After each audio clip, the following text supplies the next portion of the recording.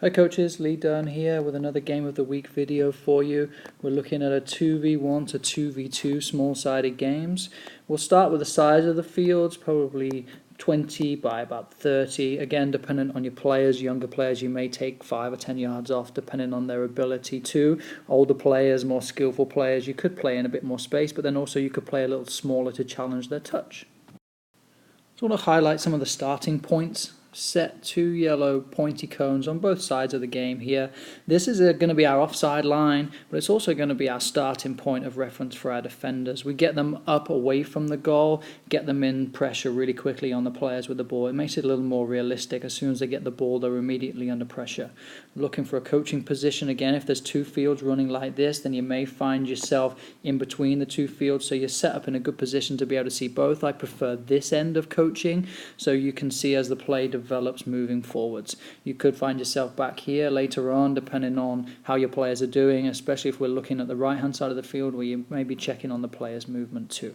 Soccer balls between the goals or by the goals down here. We do have counter-attacking goals for these defenders, of course. A variation, 2 in the corners or 1 in the middle, depending on what you like. Really, put 2 in the corners. It could be then that this is a central midfielder here. It could be a number 8 for the red team, winning the ball and distributing to the 7 and 11, who'd be the wide forwards. And then the same on the right hand side. This could be our centre back playing into a central midfielder in this gap here. But they always have a counter-attacking goal, because then it keeps them interested. It gives them an opportunity to have success also. So we'll start with the game on the left. Simple, quick, short pass in, following along the dotted arrow into the player's movement who's moving forwards, and then a dribble. Looking to engage in this red defender, and the idea of dribbling out here, out into the left, is that it brings this attacker out. Now, in bringing the attacker out here, remember this is 2v1, it creates a lovely pocket of space in here. So once the blue has played the ball, as a coach, sometimes we'll be focusing on what this guy does, looking for his or her first touch and their dribble and so on. But we often forget about this player, and this player is key in here, because once they start moving up into these gaps here, and not right into it, but holding off, because this wonderful area is where we want to receive the ball, not wait to receive the ball. So the ball, we're looking at a simple 2v1 here. We have our let's say our number 3 out here on the left, engaging with the defender, and then a simple cut into that space there. Our now player, that could be the number 4, it could be the number 6 who's played wide, is now engaging and then coming into the space and being able to play through to score a goal. But don't forget that we don't have to pass, and this is often a problem that our young children face, and sometimes as coaches too. There's no rules in soccer that say you have to pass. So as my player has now dribbled up into this gap here, you may find the red, after a bit of experience, will be caught, and they'll start to do a little cheat. So they'll stay in this gap.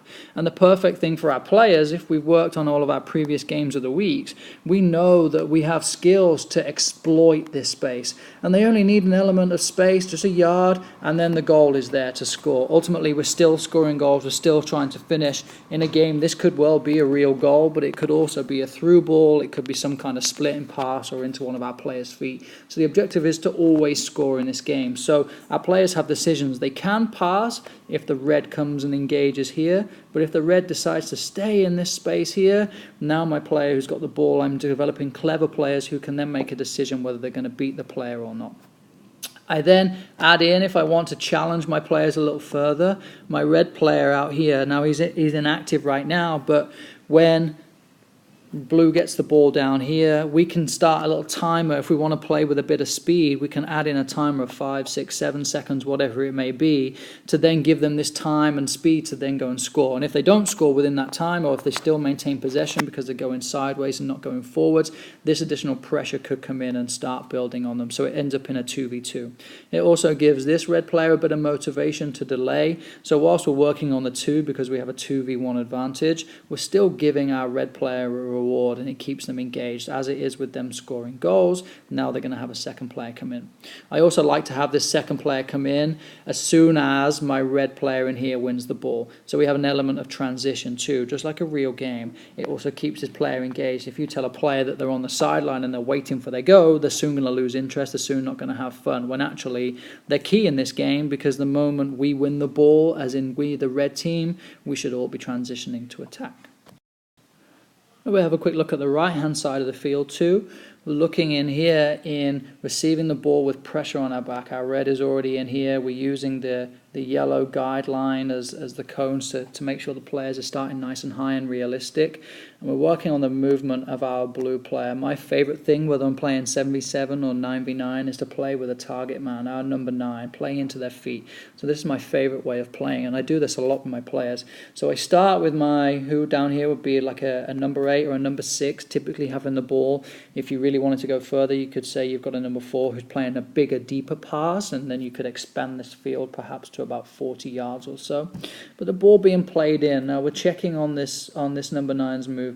See how they check out to take the red. So let's say the red's gone with them, so now the red's out in this space, and then a quick check in. Do they have to check that far? Maybe, maybe not. It depends on where the red is on their back. But for example, situation here, I've got the blue checking in. So as that ball goes into the feet right there, and now we've got to remember the position of the number 9. They're going to find it hard to score from there. Generally, the pressure is going to be on their back. They're going to be under pressure. The head's going to be down looking at the ball. And again, this is where the number 8 or your number 4, your number 6, whoever it is going to become key, because they are going to be able to relieve the pressure on the ball. They're going to receive, and they're going to be receiving facing forwards. So as they kind of join in the game, the ball is received in here. The red is on the back. Again, just like the game on the left, we have wonderful pockets of space like this, and we actually have all of this space back in here. Now, I've set it up so that it is exactly a 2v1 to start with. So that gives the blues the space and the freedom to be creative and work on beating this one defender. Just like the other game, does the blue number 9 have to pass? Absolutely not. They can certainly fake and then cut down in this outside here. Just because it's a smaller space doesn't mean we can't go down there. And a lot of it is going to be down to his fakes and his ability to shake that defender. As with before, a yard of space and we get ourselves a goal. So now blue has received the ball, he's got the ball at his feet right there, and then our second blue has kind of checked in and started receiving the ball out here. That's great. We're in the right positions. We're right where we need to be. Number 8 can score, then that's perfect. But with my more advanced players, I need to challenge them. I need to make this more realistic, and that's where this guy comes in play perfectly. Because it's like blue team have won the ball, they've broken pressure, they've played a perfect pass into number 9, but as we know, the other team is always going to recover, hopefully.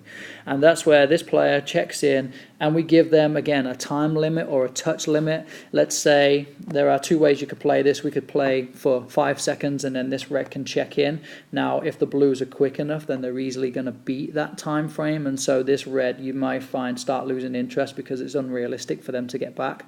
So sometimes I like to challenge my number 9 and say, can you turn? Can you beat the player? And if you can't, can you play a pass that's going to lead your player over this yellow line? And if you can play a pass that's going to lead over this yellow line, then this red player down here can't get there. And that's what's going to take our blue number 8 or number 6 over and up into play, up in over here. Now, if your pass is a negative pass, that's okay, but it makes this red active, and it makes it for a 2v1. So now it's a little more realistic for this red to get back in, and it's also going to apply pressure on my number 9's receiving, my number 8, because then my number 9 is going to play the ball, and this is where the game gets really deep. Number 9 wins the ball, plays a negative to number 8, but then what does he do from here? Where does he or she go? What are their movements like? Are they opening up for the ball? Are they then, now they brought the red pressure in, there's a lot of space up in here for some kind of through ball, some kind of floated ball in, and number 8 can break the pressure from that red that's coming back to apply pressure too. So there's a couple ways you can make this game a little deeper in regards to not just receiving the ball at feet and go into the goal, but we add the levels of pressure and we make it as realistic to the game as possible. So I highlight up here the time limits, again based on the RPE, the rate of perceived exertion. We're looking at 2 to 4 minutes of reps, and that 2 to 4 minutes is typically going to be the amount of time we're going to spend on these red players in as defenders. They soon start to lose interest, they soon start to give up and not try as hard as they perhaps would have done at the start if we start going 5, 6, 7, 8, 9, 10 minutes even.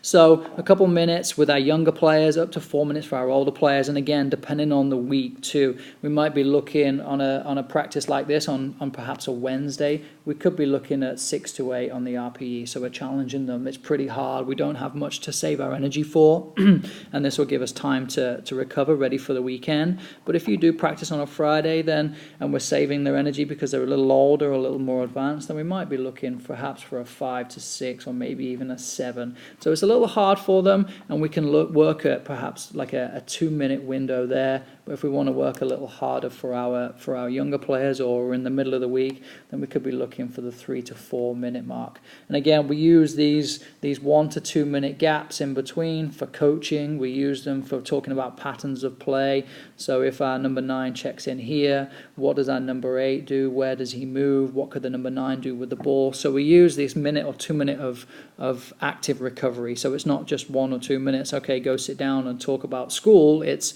1 or 2 minutes of learning whilst not necessarily moving and remaining engaged.